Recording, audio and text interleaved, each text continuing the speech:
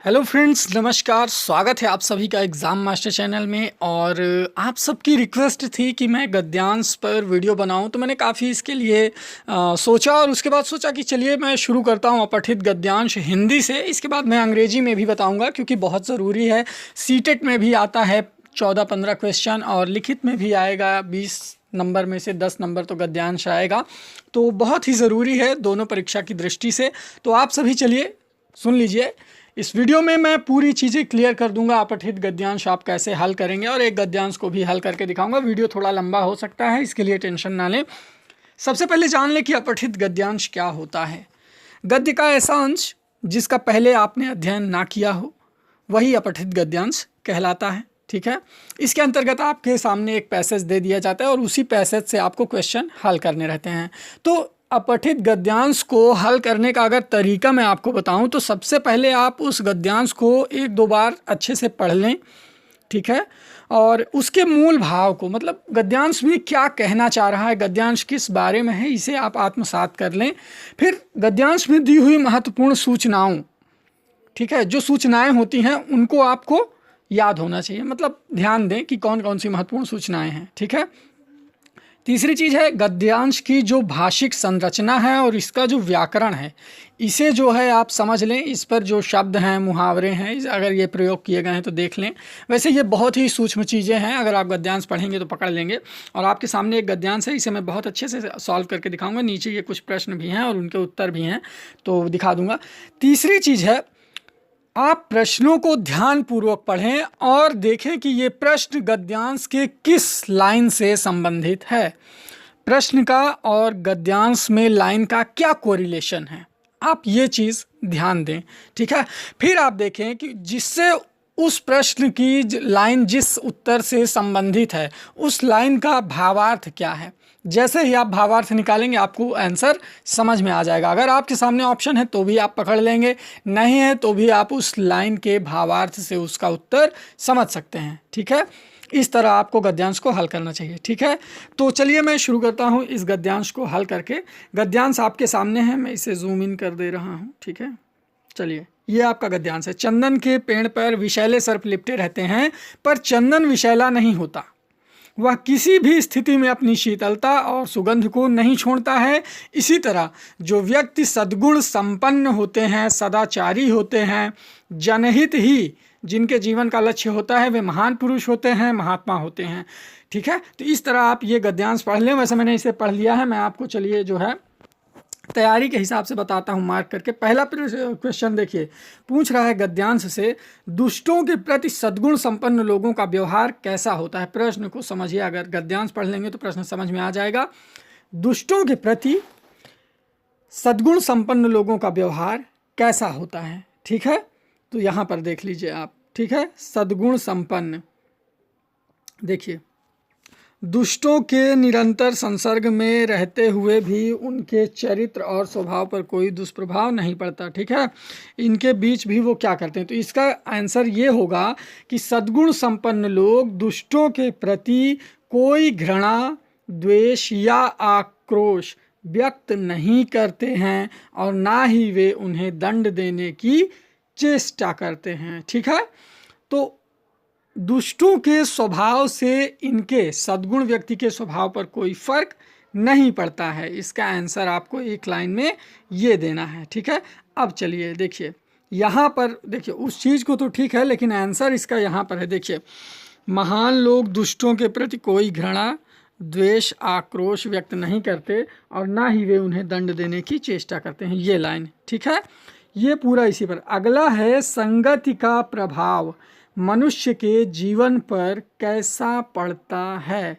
ठीक है, संगत का प्रभाव।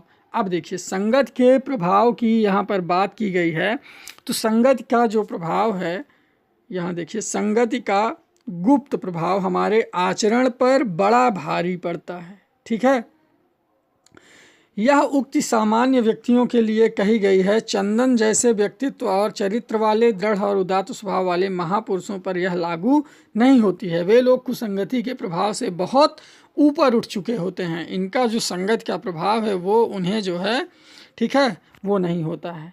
तो यहाँ पर आप अगर देख लें कि दुष्टों के निरंतर संघर्ष में रहते हुए भी उनके चरित्र और स्वभाव पर, इसका आप भावार्थ निकालिए। ये जो 3-4 लाइनें हैं यहाँ पर से अगर आप देखेंगे ये और ये ठीक से पढ़ेंगे अगर आप इसे पॉज करके वीडियो को, तो इसका भाव आएगा, संगति का मनुष्य के जीवन पर प्रत्यक्ष प्रभाव पड़ता है।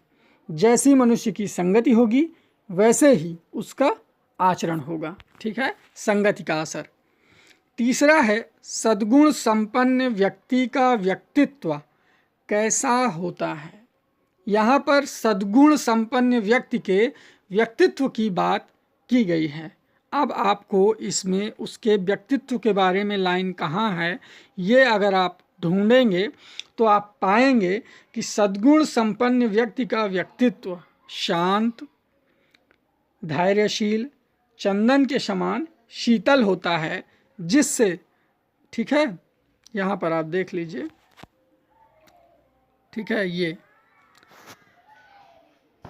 चंदन की भांति उड़ जाते हैं, यहाँ पर इस चीज़ का वो है। ठीक है, तो वहाँ पर इनका जो स्वभाव है उस पर कुसंगति का कोई भी प्रभाव नहीं पड़ता है।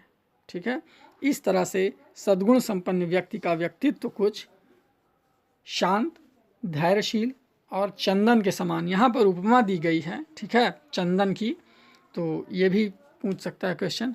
अगला है, महापुरुष तथा अष्टाध्यायी का समास विग्रह करके समास का भेद बताइए। अब पहला शब्द है आपका महापुरुष, जो इसी में से लिया गया है, और दूसरा है अष्टाध्यायी। ये जो है पैसेज से रिलेटेड नहीं, ये समास पूछ लिया है। तो महापुरुष का महान है जो पुरुष, अर्थात कर्मधारय समास, और अष्टाध्यायी मतलब 8 अध्यायों का समूह है ना, 8 अध्यायों का समूह, तो संख्यावाची है तो द्विगु समास होगा। ओके, अगला क्वेश्चन मान लीजिए, गद्यांश का केंद्रीय भाव। ये बहुत मतलब आपके व्यक्तित्व से, आपकी रुचि से संबंधित एक प्रश्न होता है कि गद्यांश का केंद्रित भाव बताइए। तो अगर आप ये गद्यांश पढ़ेंगे और इसके केंद्रीय भाव को निचोड़ेंगे कि इसका केंद्रीय भाव यानी सेंट्रल थीम क्या है इस गद्यांश की, तो आप पाएंगे कि ये जो गद्यांश आपके सामने दिया गया है, केंद्रीय भाव इसका जो है वो सद्गुणी व्यक्तियों के स्वभाव पर प्रकाश डालना है। ठीक है, यानी इस गद्यांश में क्या किया गया है, सद्गुणी व्यक्तियों के स्वभाव पर प्रकाश डाला गया है। ये इस गद्यांश का भाव है। और अगर इसका पूछ लेता है इस गद्यांश के लिए उचित शीर्षक, तो सद्गुण व्यक्ति का स्वभाव या सद्गुण की विशेषता, समथिंग आप कुछ सोच सकते हैं। ठीक है, ये भी हो सकता है। तो इस तरह आप गद्यांश को पहले ध्यान से देखिए, इसके भावार्थ को समझिए, प्रश्न को ध्यान से पढ़िए और गद्यांश में उस प्रश्न से रिलेटेड लाइन को पॉइंट आउट करें, ढूंढें कि वो लाइन गद्यांश में कहाँ है, उसका आंसर आपको भावार्थ में देना है। एग्जैक्ट वही लाइन आपको नहीं छापनी है गद्यांश से, भावार्थ आप निकाल के तब आंसर देंगे। इसके बाद आप परफेक्टली गद्यांश कर लेंगे। अगर वीडियो समझ में आया है तो लाइक करिएगा, नहीं समझ में आया है तो एक बार फिर से देख लें और कमेंट में बताएं। मैं आगे ऐसे वीडियो और बना दूंगा गद्यांश पर, आप सबको पूरी तरह से समझाने के लिए। अगला मैं एक कॉम्प्रिहेंशन लूँगा अंग्रेजी का, उसके लिए आप लोग इंतज़ार करें, बहुत जल्दी वो पार्ट आएगा।